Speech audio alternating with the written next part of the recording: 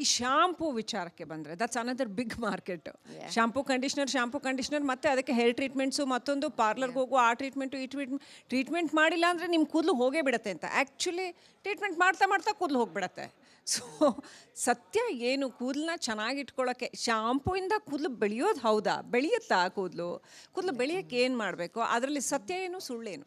So hair fall ಅಂತ ಏನು ಹೇಳ್ತೀವಿ ಅಥವಾ ಇದು ಕೂದಲು ಉದುರುವುದು, ಮಲ್ಟಿಪಲ್ ರೀಸನ್ಸ್ ಇರುತ್ತೆ. ಒಂದು ಹೌದು ಜೆನೆಟಿಕ್ಸು, ಎಸ್ಪೆಷಲಿ ಗಂಡು ಮಕ್ಕಳಲ್ಲಿ ತಂದೆಗೆ ತಾಯಿಗೆ ಹೇರ್ ಫಾಲ್ ಇದ್ದರೆ ಮಕ್ಕಳಲ್ಲಿ ಅದು ಯೂಶಲಿ 70-80% ಹೇರ್ ಫಾಲ್ ಆಗೇ ಆಗುತ್ತೆ.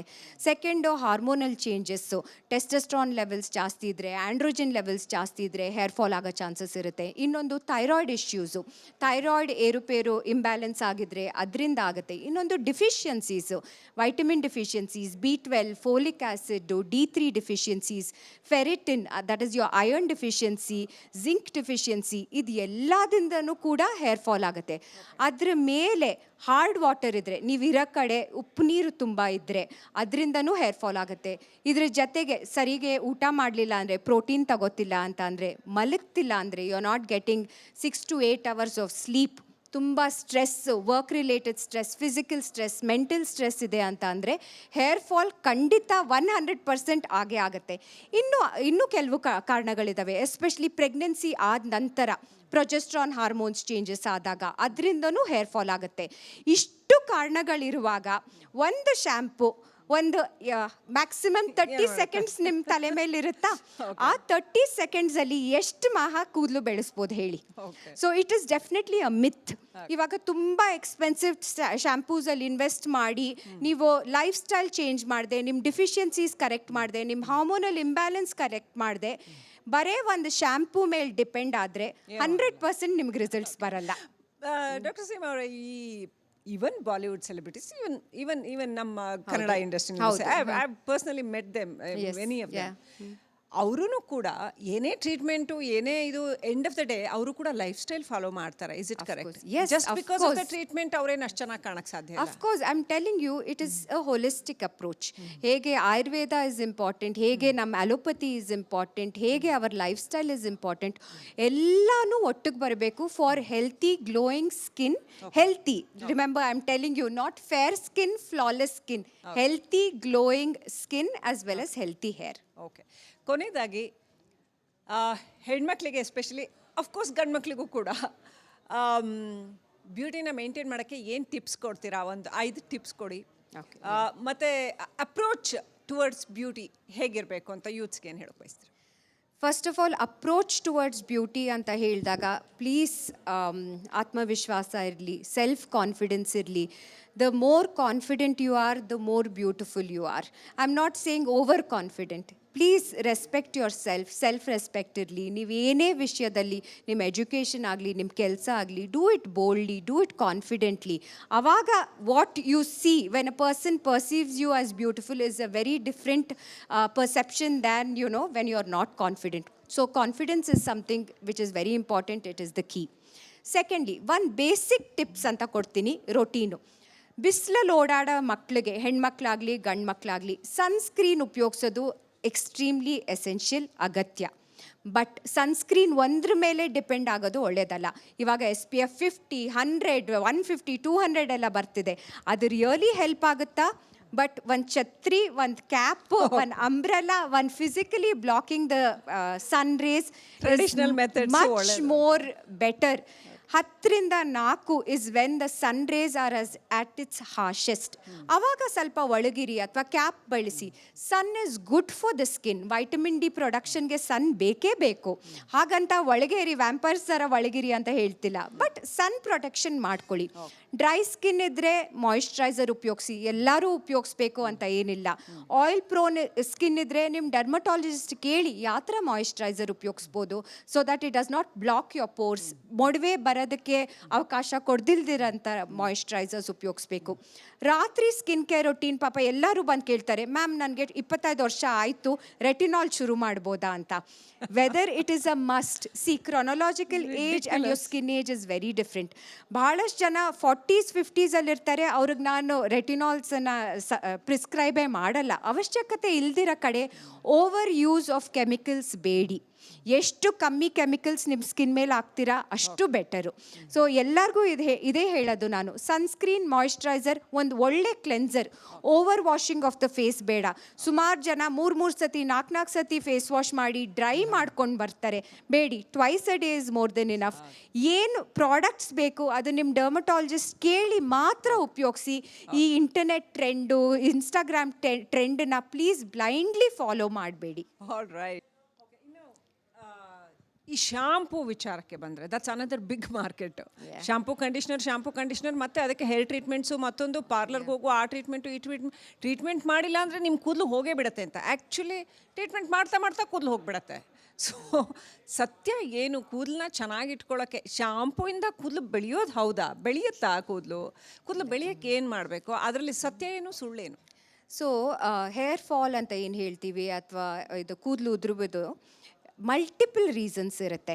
ಒಂದು ಹೌದು ಜೆನೆಟಿಕ್ಸು, ಎಸ್ಪೆಷಲಿ ಗಂಡು ಮಕ್ಕಳಲ್ಲಿ ತಂದೆಗೆ ತಾಯಿಗೆ ಹೇರ್ ಫಾಲ್ ಇದ್ದರೆ ಮಕ್ಕಳಲ್ಲಿ ಅದು ಯೂಶಲಿ 70 to 80% ಹೇರ್ ಫಾಲ್ ಆಗೇ ಆಗುತ್ತೆ.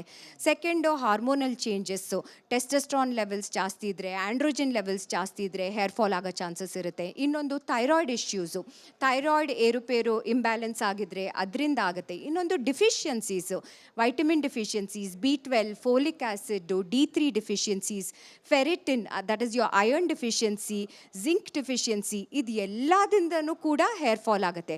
ಅದರ ಮೇಲೆ ಹಾರ್ಡ್ ವಾಟರ್ ಇದ್ದರೆ, ನೀವು ಇರೋ ಕಡೆ ಉಪ್ಪು ನೀರು ತುಂಬ ಇದ್ದರೆ ಅದರಿಂದನೂ ಹೇರ್ ಫಾಲ್ ಆಗುತ್ತೆ. ಇದ್ರ ಜೊತೆಗೆ ಸರಿಗೆ ಊಟ ಮಾಡಲಿಲ್ಲ ಅಂದರೆ, ಪ್ರೋಟೀನ್ ತಗೋತಿಲ್ಲ ಅಂತ ಅಂದರೆ, ಮಲಗ್ತಿಲ್ಲ ಅಂದರೆ, you are not getting 6 to 8 hours of sleep, ತುಂಬ stress, work related stress, physical stress, mental stress ಇದೆ ಅಂತ ಅಂದರೆ ಹೇರ್ ಫಾಲ್ ಖಂಡಿತ 100% ಆಗೇ ಆಗುತ್ತೆ. ಇನ್ನೂ ಕೆಲವು ಕಾರಣಗಳಿದ್ದಾವೆ. ಎಸ್ಪೆಷಲಿ ಪ್ರೆಗ್ನೆನ್ಸಿ ಆದ ನಂತರ ಪ್ರೊಜೆಸ್ಟ್ರಾನ್ ಹಾರ್ಮೋನ್ಸ್ ಚೇಂಜಸ್ ಆದಾಗ ಅದರಿಂದನೂ ಹೇರ್ ಫಾಲ್ ಆಗುತ್ತೆ. ಇಷ್ಟು ಕಾರಣಗಳಿರುವಾಗ ಒಂದು ಶ್ಯಾಂಪು, ಒಂದು ಮ್ಯಾಕ್ಸಿಮಮ್ 30 ಸೆಕೆಂಡ್ಸ್ ನಿಮ್ಮ ತಲೆ ಮೇಲೆ ಇರುತ್ತಾ, ಆ 30 ಸೆಕೆಂಡ್ಸಲ್ಲಿ ಎಷ್ಟು ಕೂದಲು ಬೆಳೆಸ್ಬೋದು ಹೇಳಿ? So it is definitely a myth. ಇವಾಗ ತುಂಬ ಎಕ್ಸ್ಪೆನ್ಸಿವ್ ಶ್ಯಾಂಪೂಸಲ್ಲಿ ಇನ್ವೆಸ್ಟ್ ಮಾಡಿ ನೀವು ಲೈಫ್ ಸ್ಟೈಲ್ ಚೇಂಜ್ ಮಾಡಿದೆ, ನಿಮ್ಮ ಡಿಫಿಷಿಯನ್ಸೀಸ್ ಕರೆಕ್ಟ್ ಮಾಡಿದೆ, ನಿಮ್ಮ ಹಾರ್ಮೋನಲ್ ಇಂಬ್ಯಾಲೆನ್ಸ್ ಕರೆಕ್ಟ್ ಮಾಡಿದೆ, ಬರೇ ಒಂದು ಶ್ಯಾಂಪೂ ಮೇಲೆ ಡಿಪೆಂಡ್ ಆದರೆ 100% ನಿಮ್ಗೆ ರಿಸಲ್ಟ್ಸ್ ಬರಲ್ಲ. ಡಾಕ್ಟರ್ ಸೀಮಾ ಅವರೇ, even Bollywood celebrities, even ನಮ್ಮ Kannada industry, I personally met them, many of them. ಅವರೂ ಕೂಡ ಏನೇ ಟ್ರೀಟ್ಮೆಂಟು, ಏನೇ ಇದು, ಎಂಡ್ ಆಫ್ ದ ಡೇ ಅವರು ಕೂಡ ಲೈಫ್ ಸ್ಟೈಲ್ ಫಾಲೋ ಮಾಡ್ತಾರೆ. Is it correct? Just because of the treatment ಅವರೇನು ಅಷ್ಟು ಚೆನ್ನಾಗಿ ಕಾಣಕ್ಕೆ ಸಾಧ್ಯ ಇಲ್ಲ. Of course, I am telling you, it is a holistic approach. ಹೇಗೆ ಆಯುರ್ವೇದ ಇಸ್ ಇಂಪಾರ್ಟೆಂಟ್, ಹೇಗೆ ನಮ್ಮ ಅಲೋಪತಿ ಇಸ್ ಇಂಪಾರ್ಟೆಂಟ್, ಹೇಗೆ our lifestyle is important, ಎಲ್ಲನೂ ಒಟ್ಟಿಗೆ ಬರಬೇಕು for healthy glowing skin. Healthy, remember I am telling you, not fair skin, flawless skin, healthy glowing skin as well as healthy hair. Okay, ಕೊನೆಯದಾಗಿ ಹೆಣ್ಮಕ್ಳಿಗೆ especially, of course ಗಂಡು ಮಕ್ಳಿಗೂ ಕೂಡ ಬ್ಯೂಟಿನ maintain ಮಾಡೋಕ್ಕೆ ಏನು ಟಿಪ್ಸ್ ಕೊಡ್ತೀರಾ? ಒಂದು 5 ಟಿಪ್ಸ್ ಕೊಡಿ. ಮತ್ತು ಅಪ್ರೋಚ್ ಟುವರ್ಡ್ಸ್ ಬ್ಯೂಟಿ ಹೇಗಿರಬೇಕು ಅಂತ ಯೂತ್ಸ್ಗೆ ಏನು ಹೇಳೋಕೆ ಬಯಸ್ತೀರಿ? First of all, approach towards beauty ಅಂತ ಹೇಳಿದಾಗ ಪ್ಲೀಸ್ ಆತ್ಮವಿಶ್ವಾಸ ಇರಲಿ, ಸೆಲ್ಫ್ ಕಾನ್ಫಿಡೆನ್ಸ್ ಇರಲಿ. The more confident you are, the more beautiful you are. I'm not saying overconfident. Please respect your self ಇರಲಿ. ನೀವು ಏನೇ ವಿಷಯದಲ್ಲಿ, ನಿಮ್ಮ ಎಜುಕೇಷನ್ ಆಗಲಿ, ನಿಮ್ಮ ಕೆಲಸ ಆಗಲಿ, do it boldly, do it confidently. ಆವಾಗ what you see when a person perceives you as beautiful is a very different perception than when you are not confident. So confidence is something which is very important. It is the key. Secondly, ಒಂದು basic tips ಅಂತ ಕೊಡ್ತೀನಿ, routine. ಬಿಸಿಲಲ್ಲಿ ಓಡಾಡೋ ಮಕ್ಕಳಿಗೆ, ಹೆಣ್ಮಕ್ಳಾಗಲಿ ಗಂಡು ಮಕ್ಕಳಾಗಲಿ, sunscreen ಉಪಯೋಗಿಸೋದು ಎಕ್ಸ್ಟ್ರೀಮ್ಲಿ ಎಸೆನ್ಷಿಯಲ್, ಅಗತ್ಯ. ಬಟ್ ಸನ್ಸ್ಕ್ರೀನ್ ಒಂದ್ರ ಮೇಲೆ ಡಿಪೆಂಡ್ ಆಗೋದು ಒಳ್ಳೆಯದಲ್ಲ. ಇವಾಗ SPF 50, 100, 150, 200 ಎಲ್ಲ ಬರ್ತಿದೆ. ಅದು ರಿಯಲಿ ಹೆಲ್ಪ್ ಆಗುತ್ತಾ? ಬಟ್ ಒಂದು ಛತ್ರಿ, ಒಂದು ಕ್ಯಾಪ್, ಒಂದು ಅಂಬ್ರೆಲಾ, ಒಂದು physically blocking the sun rays Traditional methods much ಒಳ್ಳೆದು. More better. 10ರಿಂದ 4 is when the sun rays are at its harshest. ಅವಾಗ ಸ್ವಲ್ಪ ಒಳಗಿರಿ ಅಥವಾ ಕ್ಯಾಪ್ ಬಳಸಿ. Sun is good for the skin. Vitamin D ಪ್ರೊಡಕ್ಷನ್ಗೆ ಸನ್ ಬೇಕೇ ಬೇಕು. ಹಾಗಂತ ಒಳಗೇರಿ ವ್ಯಾಂಪರ್ಸ್ ಥರ ಒಳಗಿರಿ ಅಂತ ಹೇಳ್ತಿಲ್ಲ, ಬಟ್ ಸನ್ ಪ್ರೊಟೆಕ್ಷನ್ ಮಾಡ್ಕೊಳ್ಳಿ.